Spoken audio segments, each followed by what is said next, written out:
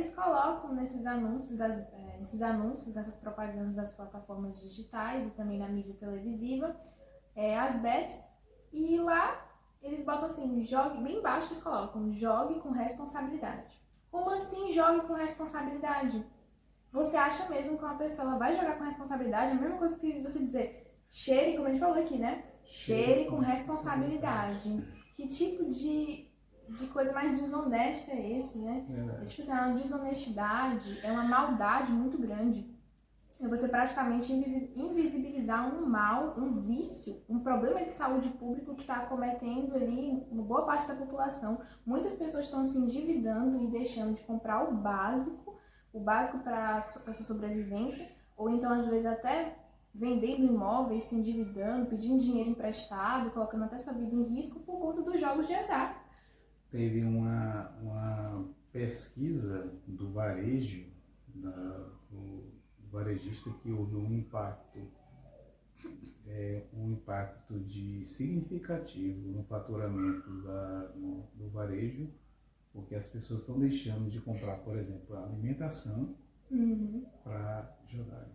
É a famosa, isso aí é uma transferência de renda das pessoas pobres para esses grupos milionários, né? E isso vai lembrar que essas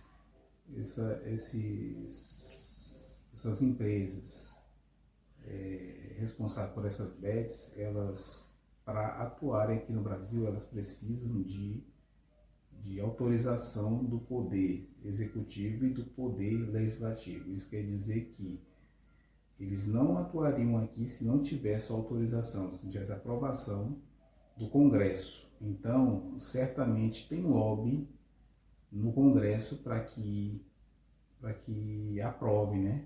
Para que haja essa flexibilização, né? Desse problema que está se tornando e vai se agravar ainda mais em um problema social no Brasil. É um problema social e de saúde pública, né? Porque quem não sabe, isso é um transtorno. O vício de jogos de azar, que inclusive é chamado de ludopatia, e vem destruindo muitas famílias, muitas pessoas e vidas também. E eu acho que é importante a gente falar e conceituar primeiramente o que é jogos de azar. Porque às vezes as pessoas falam, jogos de azar, mas não sabem nem o que é, né? E os jogos de azar é basicamente qualquer jogo em que o resultado ele é incerto. Em que mesmo que não há estratégia, não há uma forma de você conseguir acertar sempre, né? Eu consegui acertar aqui uma vez, eu acho que eu consegui acertar porque eu usei essa tal estratégia. Não existe isso, é basicamente a sorte mesmo. Então, baseado nisso, a gente tem ali os jogos de azar, que são as plataformas esportivas, né? As bets, a gente tem os jogos de cartas, por exemplo, e muitos outros, né? E por conta de ter esse cenário incerto durante os jogos, e, por exemplo, por isso são jogos de azar, a gente tem uma estratégia que é utilizada, que são a psicologia comportamental. A psicologia comportamental, ela utiliza essa incerteza para provocar a mente humana. Então, quanto mais incerto o cenário mais a pessoa sente vontade de jogar. E por isso ela quer jogar para tentar se convencer, para tentar provar na própria mente dela que ela consegue acertar. Mas quanto mais ela joga, mais ela perde, mais ela acaba se viciando. E aí a gente também tem ali pelo meio o neurotransmissor do prazer, que na verdade nesse sentido ele não é o neurotransmissor do prazer, ele é da dopamina, né? A dopamina, ela vai ser nesse sentido da expectativa. A expectativa é a recompensa de que possivelmente você pode ganhar. E com isso você acaba se viciando cada vez mais. E outra coisa também que é interessante a gente falar é que quem ganha com isso sempre são as casas de apostas, né? A gente fala, mas teve um ganhador ali, ele ganhou muito e tudo. Aquilo ali são casos isolados, muitas das vezes para iludir, ludibriar a população. Porque às vezes mostram ali nas mídias um ganhador, 2 ganhadores, 3 ganhadores, mas quantos não perdem? Quantos perdem, aliás? E também tem aquele efeito do indivíduo que ele ganha, mas para ele se viciar, até para ele passar pelo processo de viciar nesses jogos de azar, primeiramente ele começa a ganhar, depois ele guarda, ele fica aquela lembrança de eu ganhei 1, 2, 3 vezes,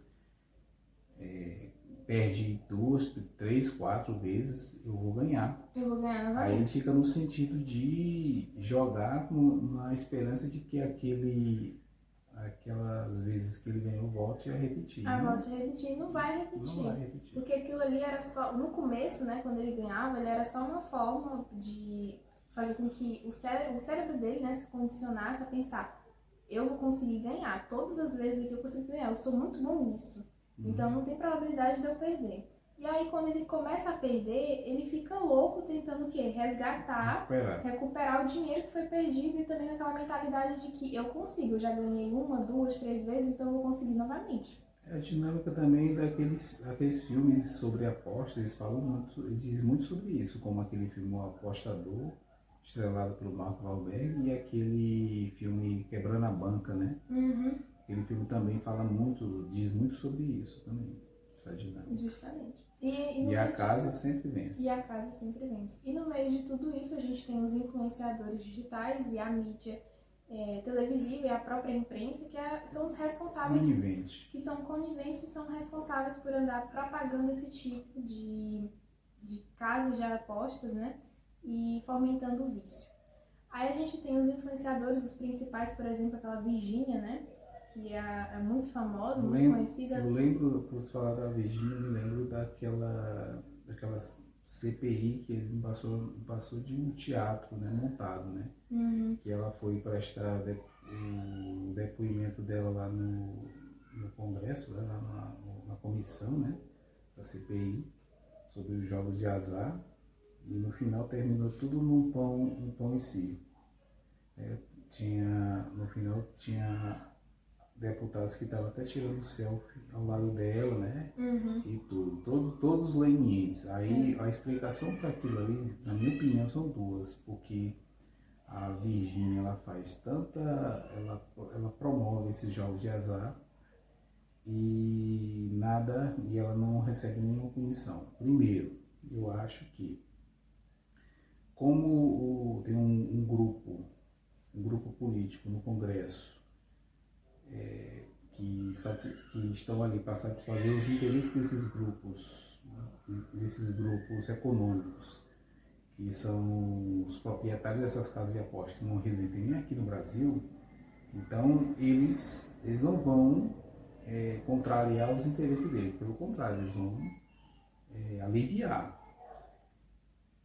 Uma das razões por não ter sido feito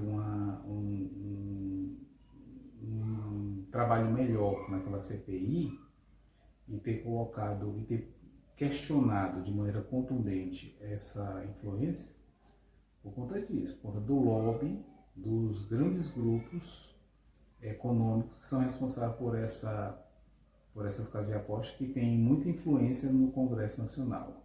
Outra, embora tivesse alguns congressistas, alguns deputados que tivessem um interesse em ser mais incisivo nas perguntas e até ter um caráter de punição, não faria isso com ela, nem com aqueles outros que também participaram da CPI, porque eles calculam a perda do capital político deles diante do número de seguidores que ela tem. Se ela tem estimado em 50 milhões de seguidores nas plataformas sociais, nessas redes sociais, eles calculam que o percentual dessas pessoas que fazem parte, que seguem a Virgínia no Instagram, no YouTube, no TikTok, provavelmente pode ser meus eleitores, pode ser pessoas que fazem parte lá do meu reduto eleitoral. Então, se eu fizer isso, pode ser que afete o meu capital político, meu capital eleitoral. Eles já pensam nisso, eles são fisiologistas. Por isso que nada aconteceu, por exemplo, com ela, enquanto que a gente vê influências a nível estaduais, né, que são pouco badaladas, não são conhecidas nacionalmente, que comete a mesma coisa que a Virgínia comete, que aquele Carlinhos Maia comete, que aquele tal de Melquides comete, e eles são presos. De vez em quando aparece operações por parte da Polícia Federal e por parte da Polícia Civil que prende essas influências que ficam promovendo esses jogos de azar, induzindo os seguidores a jogarem e eles recebem um percentual por cada pessoa que aposta e perde, né? Recebe 30, 40% sobre as perdas. É uma atitude criminosa, né? Uhum. E mesmo assim, ela, com esses maiores não acontece nada, enquanto que com esses influências que não tem muita visibilidade, que são conhecidos só a nível regional, vez por outra acontecem essas operações e eles são presos. E esse senso de impunidade é o que faz eles continuarem, né? É. Porque enquanto esses pequenos, esses influenciadores pequenos, eles são pegos e são punidos, tudo bem. Mas os grandes, que são os principais, que detêm o maior poder de influência, né, o capital de influência sobre a população, o que há, o que vai acontecer se eles continuarem, né, e consequentemente não vai ter punição para eles. Então eles vão continuar da mesma forma, influenciando as pessoas de forma negativa e... Vale lembrar também que tem até jogadores e ex-jogadores de futebol que são resolvidos do ponto de vista econômico e não tem nem a necessidade de fazer, necessidade econômica para fazer propaganda comercial, ser garoto propaganda de casa de aposta. E você vê jogadores e ex-jogadores também sendo garoto propaganda de casa de apostas. Isso também é uma demonstração negativa, né, de que o Brasil não tem ídolos. O Brasil não tem referências que a população brasileira possa se orgulhar. Bons exemplos. Porque não se trata só de ser um referencial no que ele faz, né?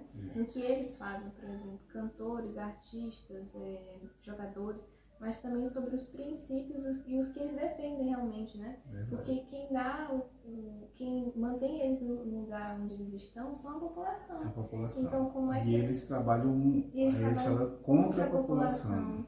Então, como é que pode você dar capital de influência para uma pessoa que, na verdade, ela está ali promovendo algo contra você, né? Contra a sua família, contra as pessoas, contra amigos, contra as pessoas que você conhece, que você gosta. É triste isso, né?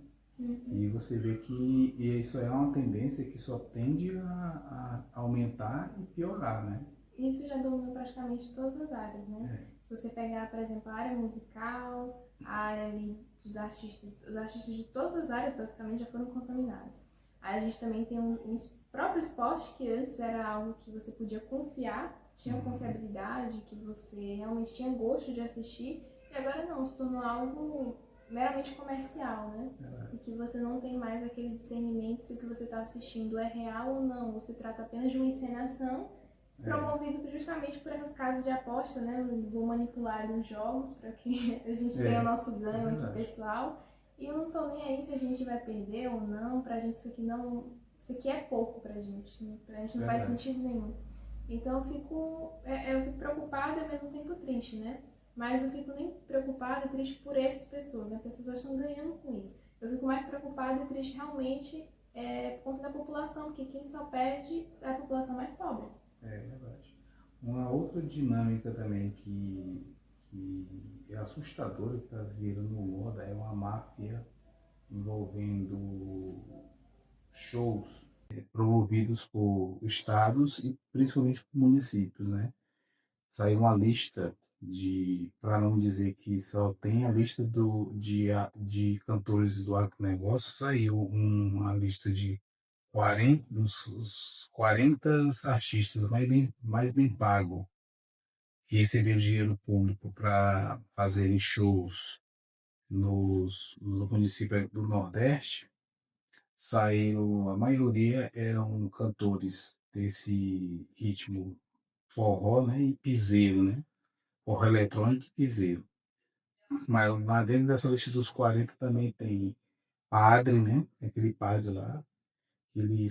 Esse padre está em 30º, né, na lista, ele faturou mais de 70 milhões de reais.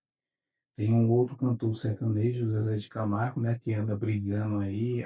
Agora a gente sabe a razão por que que esses cantores eles agora se posicionam entre aspas, criticando um determinado governo e tudo porque a tetinha do Estado não está satisfazendo o suficiente para eles, né? Aí você vê cantores inexpressivos, cantores que eu nunca ouvi falar na minha vida, recebendo cachês, recebendo valores que, totalizando no período de um ano, supera 200 milhões, 300 milhões de reais. E o mais surpreendente é que os shows que esses cantores fazem são em cidades pequenas, Pobres. municípios pequenos, pobres, que não têm sequer o básico, né? Um atendimento básico de saúde nos hospitais, né? Nos postos de saúde e as escolas caindo aos pedaços. Que carece de infraestrutura, justamente as escolas caindo aos pedaços, sem estrutura nenhuma para os alunos conseguirem estudar, os hospitais sem insumos, com falta ali do básico para ter o atendimento do profissional médico, da equipe de enfermagem, tudo. Aí depois como é que você consegue trabalhar com um tipo de coisa dessa, né? Aí o que mais eu acho impressionante é a passividade da população. A população ela fica tão alienada que ela acha aquilo ali normal. Inclusive, ela até aplaude esse incentivo, né? E Ela acha critica e ataca quem critica. e ataca quem critica, porque ela imagina que aquilo ali é um entretenimento, né? Que está sendo trazido para a cidade, porque geralmente é cidade pequena, né? É. Quando na verdade é uma forma de corrupção. Porque se você analisar essa é a forma que o poder, que esses políticos hoje, esses prefeitos e governadores encontram para desviar dinheiro público, geralmente era através de superfaturamento em construção em obras, né? Infraestrutura. É ponte, é estradas e tudo, né? Hoje, a outra a modalidade que eles encontraram para desviar dinheiro público é promovendo, patrocinando esses shows. Show de cantores inexpressivos que ninguém nunca ouviu falar, recebendo cachê de R$ 1 milhão. É uma parte. Aí uma lógica, uma parte, isso aí é uma estratégia, né? Uma parte desses valores, como esses cantores têm CNPJ, são pessoas jurídicas, né? São empresas, eles recebem aquele dinheiro, aquele montante, por debaixo dos panos e repassa metade ou 60% de volta para o contratante, que geralmente são esses políticos, né? Então é uma nova modalidade que eles que já tinham, mas agora estão intensificando mais, né? A forma de haver esses shows em municípios que não tem nem o básico para o atendimento de saúde, educação e infraestrutura, e eles pagando cachês com esses valores estratosféricos. Isso é imoral, né? Uhum. É imoral, é ilegal, né? Só não engorda, né? Só não Não engorda a população. não engorda Pelo a contrário. população, justamente. Então, é basicamente isso, né? Que a gente queria falar nesse vídeo. Eu acho que a gente abordou até um pouco demais, fugiu um pouco do assunto, mas é bom porque a gente se sente na liberdade de comentar sobre vários assuntos, né? Não fica preso só em um. Então, realmente espero que vocês tenham gostado. Se você gostou, deixe seu like, se inscreva aqui no canal e ative o sininho das notificações para não perder os próximos vídeos. A gente se vê até a próxima, tá bom? Tchau!